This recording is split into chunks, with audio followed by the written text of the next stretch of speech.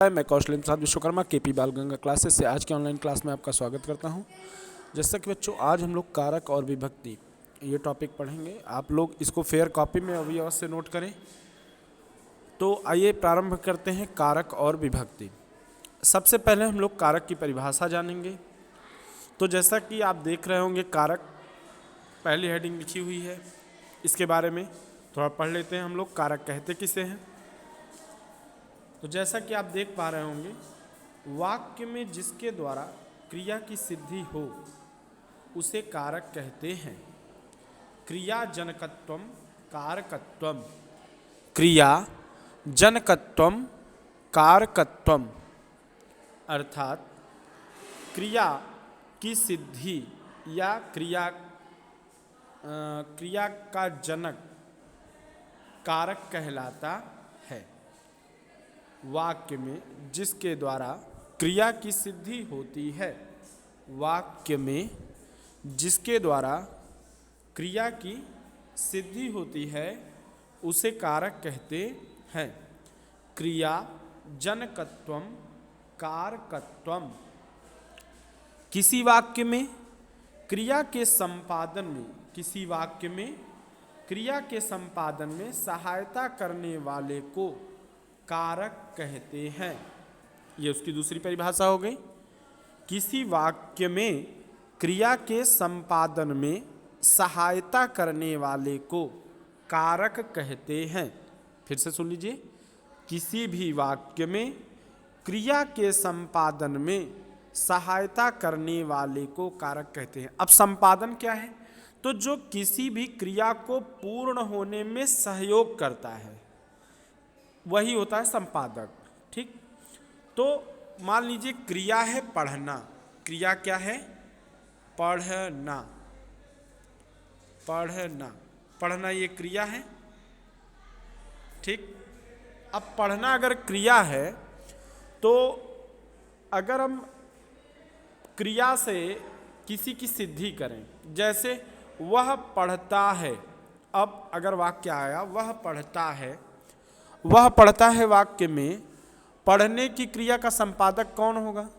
अर्थात वह पढ़ता क्या है? अगर हम प्रश्न करें क्रिया से कि वह पढ़ता है और कि क्या पढ़ता है, तो हमें उत्तर मिलेगा पुस्तक। तो इस तरह पुस्तक क्रिया की सिद्धि में सहायक हुआ, इसलिए पुस्तक में कारक होगा। पुस्तक में क्या होगा? कारक होगा। अब कौन सा कारक होगा, इसकी पहचान के लिए हमें कारक का पूर्ण विश्लेषणात्मक ज्ञान करना होगा। तो आइए आगे बढ़ते हैं। सबसे पहले कारक की परिभाषा हम लोग समझ गए हैं कि वाक्य में जिसके द्वारा क्रिया की सिद्धि हो उसे कारक कहते हैं। क्रिया जनकत्वम कारकत्वम, क्रिया की सिद्धि में जो सहायक होता है वह कारक कहलाता है। और दूसरी परिभाषा है, किसी वाक्य में क्रिया के संपादन में सहायता करने वाले को कारक कहते हैं। किसी वाक्य में क्रिया के संपादन में सहायता करने वाले को कारक कहते हैं। इसका संस्कृत में परिभाषा होगा, क्रियाम करोति निवर्तयति इति कारकम। क्रियाम करोति निवर्तयति इति कारकम, क्रिया को करने में जो निवर्तक होता है अर्थात जो सहायता करता है वह कारक कहलाता है। तो आज हम लोगों ने कारक की परिभाषा जान ली। अब आगे बढ़ते हैं। इसके बाद बता रहा है कि किसी वाक्य में क्रिया के संपादन में सहायता करने वाले को कारक कहते हैं। क्रियाम करोति निर्वर्तयति इति कारकम।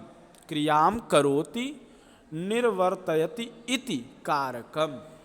ठीक, वही चीज कि किसी वाक्य में क्रिया के संपादन में जो सहायता करने वाला होता है। सहायता करने वाला कौन? सहायता करने वाला जो पद होगा, जो शब्द होगा, वही क्या होता है? उसमें कारक होता है, या वह कारक कहलाता है।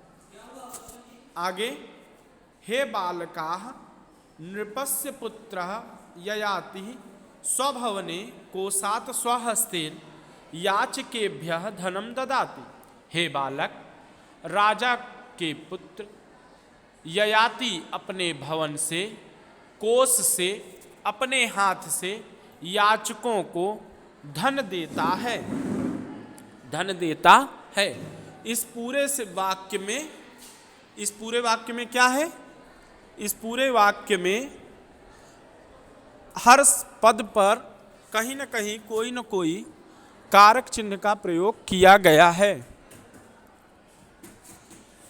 जैसा कि पहले वाक्य में देख रहे होंगे, लिखा है कह ददाति।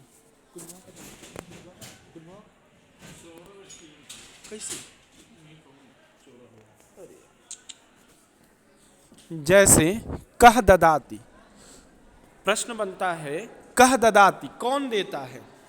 तो उत्तर प्राप्त होता है ययाति ही।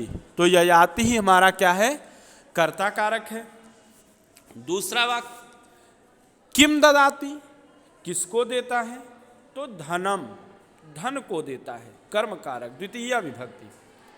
तीसरा वाक्य केन ददाति, किससे देता है या किसके द्वारा देता है? तो प्रश्न का उत्तर मिलता है हस्तेन, हाथ के द्वारा या हाथ से। तो यहाँ पे हस्तेन में करण कारक, तृतीया विभक्ति। अगला प्रश्न आता है केभ्यः ददाति, किसके लिए देता है? तो उत्तर प्राप्त होता है याचकेभ्यः, याचकेभ्यः संप्रदान, चतुर्थी विभक्ति। याचक के लिए देता है। किसके लिए देता है? याचक के लिए। अगला प्रश्न उठता है कस्मात् ददाति, किससे देता है? तो कोशात्, कोष से, भंडार से। तो भंडार में, कोशात् में अपादान कारक, पंचमी विभक्ति। ज्यादा नहीं आएगा? हाँ हाँ, ज्यादा लगवा। अरे पंचमी विभक्ति, कोशात्, अपादान, पंचमी विभक्ति। अगला कुत्र ददाति, कहाँ देता है? तो स्वभवने, अधिकरण, सप्तमी, अपने भवन में देता है। यहाँ नृपति ही आदि पदों का क्रिया के साथ संबंध है, अतः ये कारक हैं। संस्कृत में संबंध तथा संबोधन को क्रिया से सीधे संबंध न होने के कारण कारक नहीं माना जाता है। उदाहरण दिया जा रहा है कि संस्कृत में संबंध तथा संबोधन का क्रिया से सीधे संबंध न होने के कारण उसको कारक नहीं माना जाता है। इस वाक्य में नृपस्य पद का ययाति ही कर्ता से संबंध है, किंतु क्रिया ददाति से सीधा संबंध नहीं है। इसी तरह हे बालकाः का भी क्रिया से सीधा संबंध नहीं है, इसलिए संबोधन और संबंध को कारक की श्रेणी में नहीं रखा जाता है या संस्कृत में कारक नहीं माना जाता है। क्योंकि कारक की परिभाषा बताते हुए पहले ही कहा गया है कि जो क्रिया से साक्षात संबंध स्थापित करे या संबंध बताए वही कारक कहलाता है। और जब संबोधन और संबंध पद में क्रिया से संबंध नहीं है और संयोजकता नहीं सिद्ध हो रही है, इसलिए संबंध और संबोधन को कारक नहीं माना जाता है। इस तरह कर्ता, कर्म, करण, संप्रदान, अपादान तथा अधिकरण, ये 6 कारक हैं। आज की क्लास के लिए बस इतना ही। आज हमने कारकों का परिचय जाना और कारकों के विश्लेषणात्मक ज्ञान के विषय में जाना। आशा करता हूँ कि आज की क्लास में बताया गया कारक की परिभाषा और कारक का यह विश्लेषणात्मक ज्ञान आपको अच्छे से समझ में आया होगा और आपका यह डाउट भी क्लियर हो गया होगा कि संबंध और संबोधन को कारक की श्रेणी में क्यों नहीं रखा जाता।